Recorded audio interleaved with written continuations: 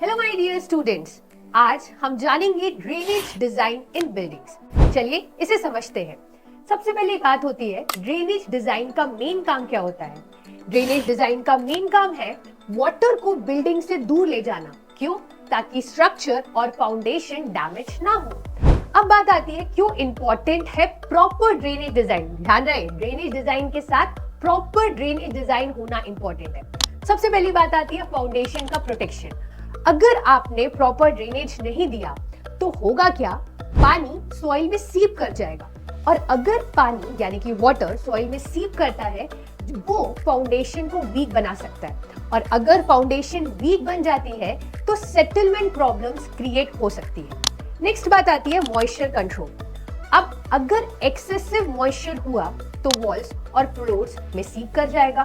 तो आप बोलोगे अगर स्लीप कर गया तो, अगर ये जो मॉइस्चर है ये वॉल्स और फ्लोर्स में सीप कर सकता है, जो कि होगा इवेंचुअली अगर आपने प्रॉपर ड्रेनेज नहीं दिया, तो क्रैक्स, डैम्पनेस और फंगस की वजह बन सकता है।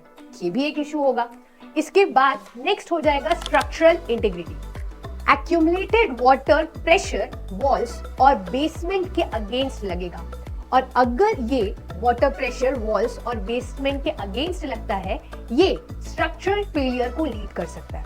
तो इस केसेस में हमें ध्यान रखना है कि हमें प्रॉपर ड्रेनेज देना होगा। अब कितने टाइप्स के ड्रेनेज सिस्टम्स होते हैं? ब्रॉडर सेंस में दो टाइप्स के ड्रेनेज सिस्टम्स होते हैं, एक सबसरफेस ड्रेनेज और दूसरा सरफेस ड्रेनेज।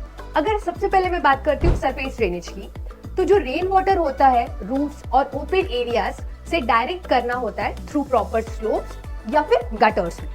दूसरा होता है सबसरफेस ड्रेनेज। ये तो बहुत कॉमन है, आप जानते ही होंगे, पाइप्स और ड्रेन्स का यूज करके अंडरग्राउंड वाटर को डाइवर्ट करना।